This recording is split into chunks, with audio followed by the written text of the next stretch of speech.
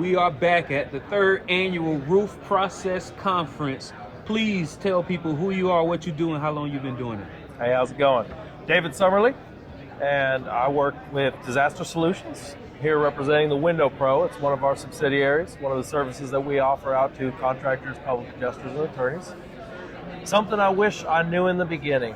Ooh, that could be a lot of things, but making sure you get something in writing, and as a salesperson, it's your responsibility to track your stuff and to also make sure that you're going to get a good deal and get taken care of, right? Mm-hmm. I think we have a scourge in our industry that we need to take care of and root out with salesmen not getting paid, or maybe improper expectations and they don't really know what all they have to do to get paid. Maybe it's a miscommunication in some cases, but I think that we can work on that as an industry, and it's something we can make a big difference with. So it seems like that's something that the leaders in your company, they feel very passionate about, making sure that the salesmen in their company get paid, and making sure the salesmen for other companies know that that's something that that is possible as well. Absolutely. My boss he go hungry before he let me go hungry, you know what I mean? But it's just something I'm passionate about personally. I haven't been there a few times, but I've got the compassion for others as well. And, if I've made that mistake being in that situation, I know others have too. You hear about it a lot. It's the only industry that I've ever heard that this is a common problem. I've worked in sales prior to coming into storm restoration. Never got ripped off, never had to wonder what my numbers were. They track your numbers for you. You had them at all times. So I think that's something we need to change. And I think that this is one of the biggest opportunities in the world. Literally anybody can come do this and make a ton of money. If they just got the hope and the work, go put it out there and build themselves, they can be successful. But at the end of the day, they need to know they're going to get paid. They're going to get burnt out, they're going to leave, constant turnover with that stuff. I'd love to see that go away. I think that, we could come into a new Gilded Age of a lot of success and a lot of people coming up and becoming very successful and helping others. More leaders coming out of this. And you're somebody that's, speaking of sales, you seem very conscious and aware of marketing. For example, when I was first setting up, you made sure that we got the Window Pro sign in the back. Was effective marketing always something that came into your mind, or is it something that just grew as you got into the industry? Or were you just a natural, or you had to learn it? Funny thing is, I actually came into storm restoration from a marketing career. Okay. And you didn't know that, so that's great. Know. But no, I was selling marketing, but I was doing sales of marketing, not doing the marketing itself, right? But one of my customers that I sold marketing to, I thought they were going to buy more marketing, so I went right into their office, like, yeah, I'll come sell you some more stuff. And they were like, look, man, we need you to come work for us. Oh, okay, well, that's not what I thought I was here for, right? And so I said, look, I got to be honest with you guys. I don't know anything about storm restoration. I don't know anything about roofs. And they said, look, man, all that stuff we can teach you in 5 minutes. What you have as a personality, your character, how much you actually care about your clients, and that is clear to them, that we can't teach. And so we really need you to come work here. You can turn a whole company around. And so I said, all right, let's give it a try. And so I came over to this industry, and it changed my whole life. That company, in the end, we had disagreement on pay. We ended up, doing a little bit of a settlement at the end. And it was a couple of years of waiting on that and some hard feelings. Unfortunately, I love those dudes. And they brought me into an industry I'm passionate about and love. I wish I could have a friendly relationship with them.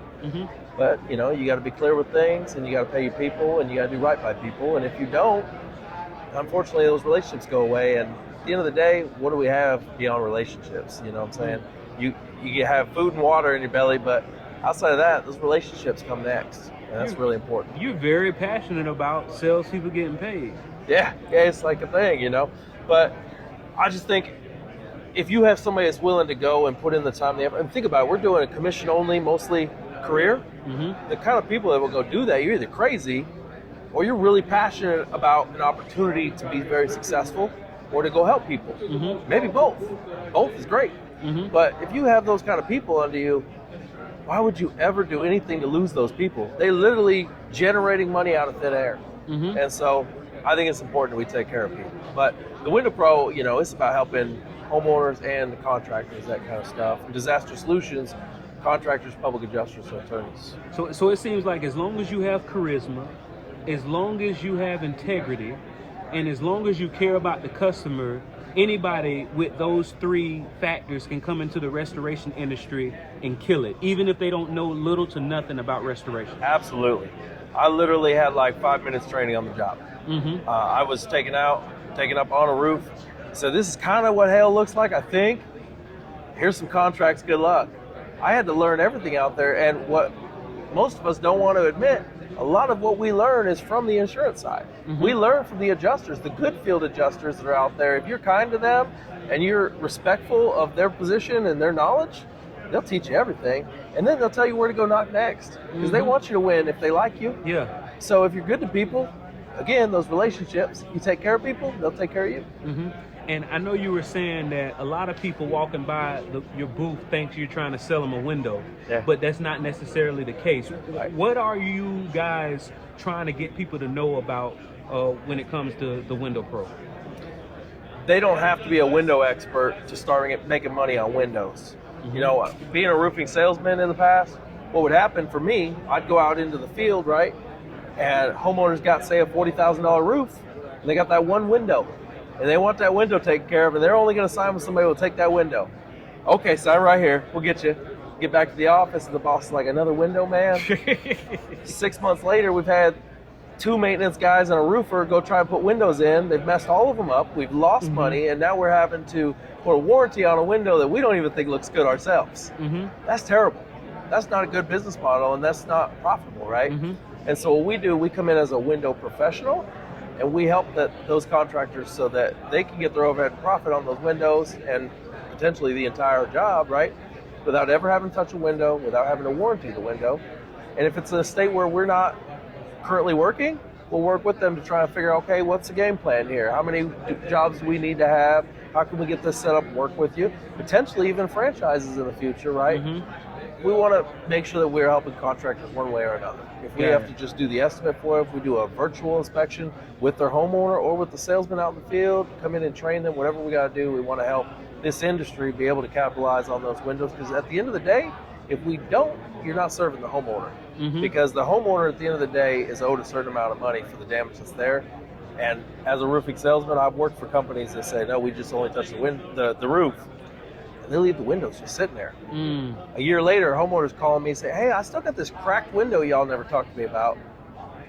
Yeah, we don't do windows. Sorry, good luck. Claim's already settled with your attorney. Now what is the homeowner going to do? That's a disservice to the homeowner. We don't ever want to do that. And people are more likely to tell at least 5 people about a bad experience than they are to tell one person about a good experience. And at the end of the day, whether somebody tells or not, if you're doing right by people, eventually it's going to come around, right? One way or another. But if you're doing wrong by people, you're doing wrong by people, whether anybody knows about it or not. And you got to be able to sleep at night and feel comfortable with what you're doing. And I feel like a lot of people that try to chase money all the time and don't care about their morals or how they're doing people, they're going to get burnt out. And then you see a lot of people struggling out there with addictions and all kinds of stuff trying to make up for that. Burn out and burnt up, and they don't even realize they a demon on their back, right? All right. So it sounds like if a roofer, either the company or the salesman gets a relationship with you, they could mention that as an additional fringe benefit to close the big deal. Say that again. All right. So from what I heard you say, it sounds like that somebody as a roof salesman can, do their job, right? But the differentiator between them and another roof salesman is, oh, I noticed that you have another potentially damaged window. We can get that taken care of, and then they don't have to worry about it. They can reach out to you. Yeah, and they're getting the homeowner the money they're owed, whether they end up working with us or not. Now, it's still that homeowner's choice, right? They might pocket that money or use it for their deductible. It's up to them, as long as they're not committing fraud by telling the insurance company, hey, we did these things that they didn't do. They're in the right. They can keep the ACV money on those other things, and maybe they're comfortable with it for right now. Maybe they plan on doing it a year from now. There's all kinds of solutions, and we can always educate and try and help with those things. Obviously, at the end of the day, you want to indemnify the customer and get those things fixed, because otherwise they're not insured anymore on those things. Absolutely. But yeah, we want to help however we can. So how many of these type of conferences do y'all come to? A lot of them. So we're coming into conference season right now, So what's the criteria for what conferences y'all choose to attend? So part of it is going to be the ideal clientele. We're trying to work with public adjusters, attorneys, contractors on the Window Pro specifically, and then we work with homeowners at the end of the day too. So I'd go work a bridal show if they got windows. You know what I'm saying? But our other companies are more towards a disaster solution. So it's going to be where there are going to be hurricanes or where we're dealing with contractors, public adjusters, or attorneys. Because when we were talking earlier, you were letting me know about one of the things that differentiate you guys from maybe another window company is the amount of support and documentation that you're able to provide. Absolutely. So my boss, he was a contractor, and he noticed that in this market, in the whole country, a lot of roofers don't have that information, or they don't know how to do it right, or they're a little worried they're going to do it wrong. And that was a problem, and they didn't really want to mess with windows at all, and that's somewhere he could come in and provide a solution. So he went and became that expert. He's certified in all those things. He can go be an expert witness if it needs to come down to court at some time because the insurance company's still trying to play a game or anything like that. Maybe there's just a misunderstanding, it's not always nefarious, you know what I mean? But he can go in and provide that expert witness or testimony, and then you can get to the bottom of it, get the homeowner served. And at the end of the day, that's all any of us should really be worried about. You serve enough people, you're going to get paid. So just go serve people. So I'm glad you said that, sir, because I'm actually here as an ambassador, like I told you, for the Policyholder Preservation Association of America conference. It's a long name, but I like it. Oh yeah, hey, listen, but because what it is we want to, make sure that we get all the keywords, right? The SEO keywords, I'm thinking. Clarity is power. But that being said, I think the type of conference that we offer, which is studious public adjusters and attorneys, they would appreciate having a company like yours who, like you say, has the charisma, a company that has the integrity, a company that really cares, but also has the supporting documentation and able to be confident enough to consider themselves as experts on file. Absolutely. Yeah, we'd love to take part in that. Man, I'm going to be talking to you soon, man. Once again, tell people who you are and how they can get in touch with you. David Summerly, and I'm in Florida, between Clearwater and Tampa. Our office is in Largo, and you can get a hold of me by Facebook, David Summerly. You can look up the Window Pro, Disaster Solutions, the parent company of the Window Pro. You can also look at thewindowpro.com or disaster-solutions.org. Reach out anytime. My phone number, if you need to reach me directly, send me a text or call, 337-263-1196. And what was the other question there? Is that it? That's it. All right. Thank you so much for the conversation. Absolutely. Man. Great talking to you. Thank you.